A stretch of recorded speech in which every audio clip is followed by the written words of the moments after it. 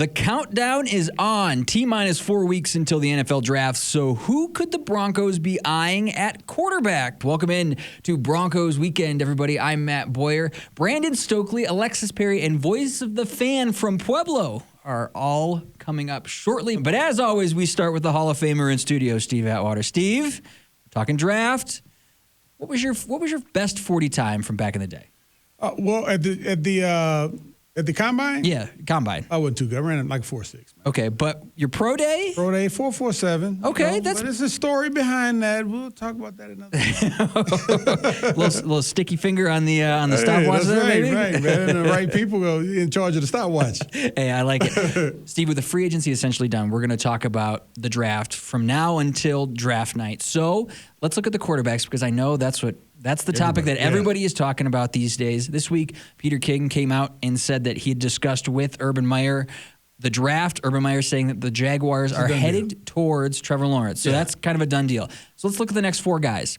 Zach Wilson, Mac Jones, Justin Fields, Trey Lance. We could see all five of these guys gone before pick number 9, where the Broncos sit. Let's start with Wilson because we're not spending too much time on him as it stands because I think it would take a mountain of draft capital to move up and get Wilson at number 2, which is where the Jets are picking, and that's the name that we've been hearing most often associated with the Jets. His stats are incredible. 73.5% completion percentage. Steve, what do you like about this guy's game? Well, he has the flick of the wrist like Patrick Mahomes. Oh, man. Now, got a great hairdo. When I first saw him, he kind of reminded me of Drew Lock. You know how Drew Lock had his hair looking right. But, you know, he's a mobile quarterback. He throws accurate passes. He has that swagger. Looks like he's just the right quarterback size. You know, he's a guy who's, you know, got a very good future ahead of him. He's a smart guy. Love the Mahomes comparison, just that flick of the wrist. I don't know if he's going to be there for the Broncos just because of how much it will take to move up to get him. But I think we're going to see him at Empower Field at Mile High when the Jets come to play Denver. So it should be cool to see him in Mike LaFleur's offense, that Shanahan-style offense. I think he's well-suited for that team. At number 3, Steve, the 49ers, last week we found out they're trading up to get that number 3 pick. They gave up a lot to get there. Who will it be, though? That's the big question. Now let's look at the table now that we've already established that Zach Wilson probably going to the Jets. Trey Lance, Justin Fields, Mac Jones. Let's start with Trey Lance because we know George Payton was at that pro day in early March, so the Broncos have a little interest in him. Mm-hmm. Take a look at his stats here. 66.9 completion percentage, 28 touchdowns, 0 INTs in 2019. We give you the 2019 stat, Steve, because he played one game in 2020. In 2020, yeah. Is that an issue for you when it comes to the evaluation? Huge issue. I mean, he only played 18 games throughout his college career, and for me, evaluating players, you see guys that come in and they'll have an extremely good 1 year, and then they fall off. And then, you know, to have not played the whole 2020 season, sometimes you can lose that edge a little bit. So for me, Trey Lance, out of the 5 guys, he's probably at the bottom of the list for me just for that reason.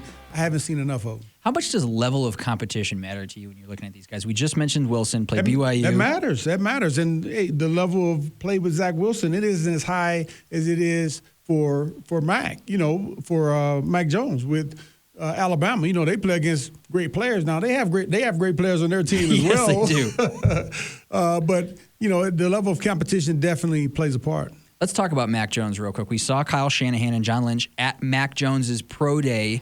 I don't know why fans look at Mac Jones and think, oh, really? Mac Jones? That's it. I mean, the stats bear it out. 77.4 completion percentage, 4,500 passing yards, 41 touchdowns, 4 interceptions in 13 games. And oh, by the way, he's a national title winner. Yeah. So, Steve, obviously he's talented. Why do you think people aren't giving him his due? Well, they may say that Alabama has so much talent at, you know, running back position, wide receivers. They have the great offensive linemen, but still you got to have a guy who can put the ball on the money. Mac Jones does exactly that. He can put the ball on the money. He drops dimes regularly, and he's a smart quarterback. Now, another knock on him is his 40 time. He ran a 4.79 in the 40-yard dash. That's not slow. It's not, you know, Speedy Gonzalez fast. It's not like a Lamar Jackson type fast, but, he's definitely fast enough. To be honest, man, he sometimes I see him, he kind of looks like Tom Brady back there when he's in the pocket, taking that step and stepping up into the pocket, making those passes. So I really like Mac Jones. I think he'll be a top 5 pick. A lot of people are saying, hey, he may not even go in the first round. That's not happening. I really like him too. And I thought it was interesting. Last week, we heard from quarterbacks coach Mike Shula, Broncos quarterbacks coach Mike Shula, said last week about evaluating quarterbacks. Does a quarterback go to the right place with the football? That's a huge thing for him. Is it there on time? And is it accurate? If you have those 3 things, the measurables, you can maybe look past some of that. And that is essentially what we're looking at with Mac Jones. Mac Jones is incredibly accurate, knows where to go with the football. His decision-making is very, very good. If Kyle Shanahan thinks Mac Jones is the guy best suited for his offense, I'm not going to stand in the way of that pick, especially knowing what we know about Kyle Shanahan's ability to get that offense up to speed. Last guy we got to get to, Justin Fields. Great numbers. They don't jump off the page to you based on, what we just saw from Mac Jones, but still a very, very solid season in the Big Ten. What do you like best about his game? Well, he's a very accurate passer, too. He's got a, 68.4% completion percentage over his entire career, 67 touchdowns with only 9 interceptions. He's an accurate passer, and he's extremely mobile in the quarterback. I saw one play where I think his receiver running back was running down the field, and he went down and blocked the guy almost at the goal line. I was like, man, why is he even doing that? But, hey, it looked good. It's going to likely take 1, 2, maybe 3 first-round picks to move up to get the Broncos in a position where they can draft a quarterback. Are you making that move? Absolutely not. Okay. Absolutely not, because I don't think we can get up to 4. I don't. And then at 5, then you got to take a chance. Like, who are you going to get? Now, if we can wait until the last minute and see that one of the guys that we want is there, and for me, it's not Trey Lance. To me, he's off the board for me. But if one of those other 4 quarterbacks are there, it won't be Trevor Lawrence. Or the other 3, if they're there when we get to 5, I'm making a trade. Okay. All right. I like it. There's going to be plenty of options, Steve, in this draft, and we are going to get to plenty of them as we move closer to the draft. We've got to take a break, though. When we come back on Broncos Weekend, Steve, you are talking to B. Stoke. Yes, my man. Great receiver. Played for several different teams and got best friends with the great Peyton Manning, Hall of Famer. Brandon Stokley and Steve Atwater are chatting about the 2021 rookies and what it's going to take for them to have the longevity in the NFL that all of them so desperately desires, plus a little quarterback conversation in there as well. And Alexis Perry is bringing us Voice of the Fan. This week's guest is a lifelong Broncos fan who is repping his team as an essential worker on the front lines of the pandemic. We're introducing you to Gabriel Carrera next. No matter who the Broncos select in this year's draft, all of those players will be looking for longevity in the NFL. So who better to talk to about this topic than a guy who did it at the highest level for 15 seasons in the league?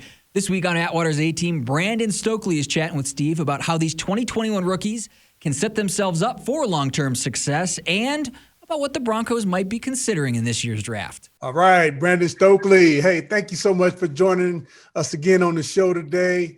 Now, you were a very productive NFL player who had a nice long career, 15 years in the NFL at the wide receiver position.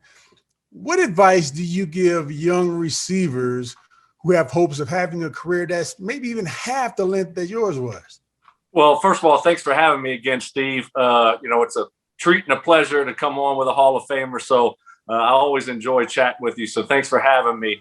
For me, it's pay attention to the details. Do the little things. I think too often guys just overlook the little things and all they think about is the big things. How many yards, how many touchdowns, how many 100-yard gains. Hey, do the little things to keep the football team on the football field. Move the chains. Have awareness. Pay attention to those details. When the route says 12 yards, hey, let's get it 12 yards. Don't be at 11. Don't be at 13. Quarterback has to have confidence and faith and trust in you that you're going to be where you're supposed to be when you're supposed to be there. So do those little things that might get overlooked a lot, but your teammates appreciate it. Certainly your quarterback appreciates it, and your coaches your offensive coordinator appreciates knowing that he can count on you and trust you in crucial situations to do the right thing. All right, let's shift over to this year's NFL draft, which is about a month away, and the quarterbacks in particular. Now, there are 4 or 5 guys, first-round caliber guys, depending on who you talk to. I believe there's going to be 5 that go in the first round, top 10. Now, after Trevor Lawrence goes to Jacksonville with the first pick, I'm pretty sure that's going to happen. Just, seeing him at his pro day, seeing Coach Urban Meyer there, like, hey, this is my guy. Yeah. I think that's going to happen. How do you see the other 4 going, whether it be first round or second round? Those guys being Justin Fields, Zach Wilson, Trey Lance, and Mac Jones. Yeah, well, San Francisco moving up to 3 now. That's who are they going for? Right. I think the Jets have to take a quarterback. You got a chance to take a quarterback at number 2. You got a new head coach there, so they're going to take a quarterback. It looks like that's going to be Zach Wilson out of BYU. That third spot. That's the interesting one here. What is Kyle Shanahan and John Lynch going to do? Are they going to go with the safer quarterback here, which is Matt Jones? Are they going to go with the guy that's really only played 1 year of college football from North Dakota, Trey Lance, a guy that has tremendous upside and potential? I don't think Fields is going to be the 3rd pick, so I think it's out of those 2. Really? Okay.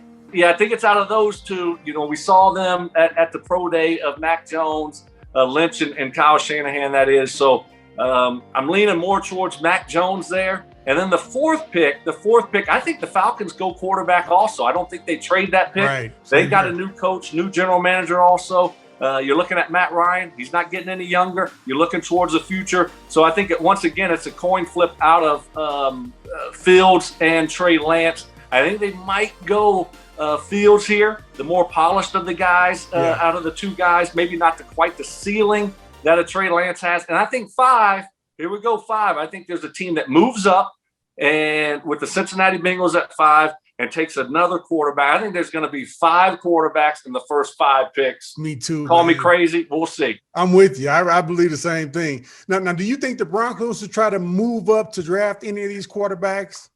Absolutely. I think, man, look, hey, George Payton has told us he's going to add to the quarterback room. And as of, today, we haven't added to the quarterback room. So I think, and obviously, look, you got to love somebody.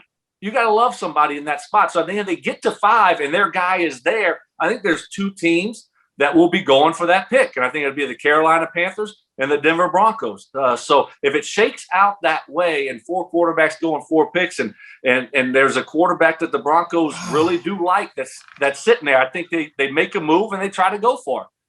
Yeah, but I mean, for me, it's like, do you do that now? Do you try to put yourself in position for that now, or do you wait? Because what if your guy is gone and it's the 5th quarterback, but it may not be the guy that you want? What would you want them to do in that situation? You got to wait. That's the thing now. You have to play the waiting game because you don't know who that guy's going to be. Yeah. You don't know what the 49ers are going to do. And then you don't know what the Falcons might trade out of that spot. The Broncos might try to move to the 4th spot if the Falcons don't want a quarterback. So that one's, up in the air also. This is what makes the draft so much fun. But yes, when you're going to the 4th or 5th spot, you're going to have to wait till draft day because you don't know what the 49ers are going to do. And you can't be in love with all these guys. So you're going to have to wait. Yeah. Hey, well, it's going to be fun to watch. Be stoked. Thanks again for a great breakdown. You're the man. I love your backdrop. All those pictures are awesome. Got some good ones back there, some good memories. That's why I love coming in here. My kids, they forgot about when I played. My wife forgot. But, I get to come in here and kind of reminisce a little bit about the good old days, Steve. There we go. Got to do it, man. Hey, thanks so much. Hey, keep up the great work, the work that you do. And we appreciate you, my friend. Thanks, Steve. I appreciate you, buddy. Our thanks to Brandon Stokley for joining the A-Team this week. When we come back on Broncos Weekend, Alexis Perry is back with Voice of the Fan. See how Gabriel Carrera takes his passion for the Broncos everywhere he goes, including as an essential worker with the United States Postal Service. Gabriel Carrera is a lifelong Broncos fan. From his first Broncos-Raiders game, he was hooked. He knows the team inside and out and reps the Broncos every chance he gets, especially while on the job as an essential worker on the front lines with the United States Postal Service. Alexis Perry and Steve Atwater are saluting this diehard Broncos fan from Pueblo in this week's Voice of the Fan. Thanks a lot, Matt. Today, Steve and I are getting to know another loyal member of Broncos country, a Colorado native currently living in Pueblo West, Gabriel Carrera. Gabriel, welcome to the show. What's up, Gabriel? What's up? Thanks for having me. It's an honor to be on with you, Alexis, and Steve, the smiling assassin Atwater, a.k.a. Lumba. There we go. Come on, man. That's some Ryan Edwards stuff there. Thank you, Mason. I love our friends from Broncos country tonight. Well, first off, Gabriel, as a frontline worker for the United States Postal Service, thank you so much for what you do, especially over this past year. Oh, definitely. It's my pleasure to be out there serving everybody through these rough times. And actually, I just feel lucky, because a lot of people lost their jobs and I was able to keep mine. So I feel lucky I was able to still do that. Well, as a passionate Broncos fan, you even rep your team while working as a mailman down in Pueblo. So tell us, how did this fandom begin and what have been some of your favorite memories over the years? Well, it began probably as a little kid in elementary. I was born in Colorado and I've been a big sports fan all my life. So the Broncos were an easy choice. As a kid, I remember my parents taking me to a Raider Bronco game in the old Mile High Stadium. That stadium was electric. I mean, you have people stomping their feet, yelling at the top of their lungs. It was so loud you couldn't hear yourself scream. It was unreal. That stadium used to literally shake. Well, the Broncos ended up winning that game, and I guess you could say they won my heart at that time as well. Yeah, well, Gabriel, hey, General Manager George Payton, he's addressed most of the holes on our roster already. What are your overall impressions on the job that he's done and the guys that he's brought in so far? Actually, I think he's done an outstanding job so far, from bringing in free agents to keeping our own guys, bringing back guys like Shelby, best hands in the league, Harris, Justin All-Pro Simmons. I mean, he's even tendered guys like Alexander Dino Johnson and Tim No Drops Patrick. I mean, he's shown that if you produce on and off the field, you will be rewarded. But I also think you got to give a little bit of credit to John, because he put together a young, talented roster, left him with a nice, healthy salary cap. So I think they make a good team. Well, the Broncos hold the 9th overall pick in the upcoming draft. Payton has said that the Broncos will take the best player available to them when it's their time to make their selection. Is there a particular player or position that you'd like to see the Broncos address with their first pick if they do pick at 9? In my personal preference, I would like to see them trade back and build some draft capital. I want to see Drew Lock run it back another year. I want to see him with the full offseason training camp. Hopefully he gets a couple preseason games in there. It's the second consecutive year with the same offense for the second time, I believe, in his whole career through college and the pros. I mean, if he's the guy, great. Then you got the draft capital to fill some holes, because we do got a lot of one-year contracts. And if he's not, then you got the draft capital to either go up next year and get your quarterback, or maybe make a trade and bring in a quarterback. After 18 starts, though, I do believe Drew deserves another chance. That is great to hear. Okay, now, love it, man. Great breakdown there. This is my favorite part of the show. This is when you have the opportunity to ask Steve Atwater a question. So what's your question for the Hall of Famer today? Don't stump me. Well, Steve, I know your ride to the Hall of Fame has been a roller coaster of emotions as you patiently waited your turn. From the knock that wasn't the knock, the call that wasn't the call, so close for so many years. Can you describe your emotions finally getting the knock from the big guy, David Baker, and your emotions now that some time has passed and it's possibly settled in? Yeah, man, right in the moment, you saw it. Fortunately, the Broncos that were right in the room with me, and we caught it all live, man. I was just super, super happy. Just felt like a big weight was lifted. And, I guess not so much, worried about whether I would get in or not. But, each year when I didn't get in, I would get a ton of phone calls like, oh, man, next time. I'm like, that's the thing that I hated most is getting the calls. I got to take okay, man, it's all right. Don't worry about it. So, I'm happy that I don't have to deal with that any longer. And I can celebrate along with, all of my friends and family who feel like I'm deserving as well. So it's a good thing. And yeah, I've had time to kind of, soak it all up. And although we haven't had the ceremony or anything yet, it's still coming. So I'm getting a little bit antsy now, as we get closer to August, wondering if we're going to actually have the ceremony. But hopefully everything will go off as planned, and it's going to be a great time. But yeah, I'm really looking forward to it, and I know a lot of our fans and friends will be there, and it's going to be a great time. Yeah, Hall of Fame, well deserved and long overdue, my friend. How do you think the bust is going to look, Steve? I think it's about done now. I mean, I saw the early renditions when it was going to be sent off. Actually, I haven't seen the bronze bust. I saw it when it was in the clay form. I had to sit for it, and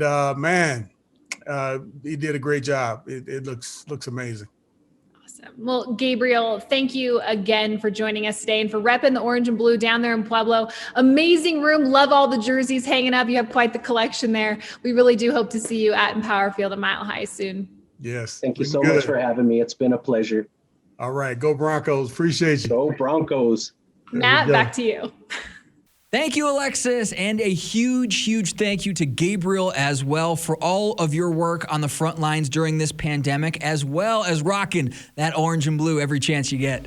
That'll do it for us today on Broncos Weekend. I'm Matt Boyer. So long, Broncos country. We will see you next week.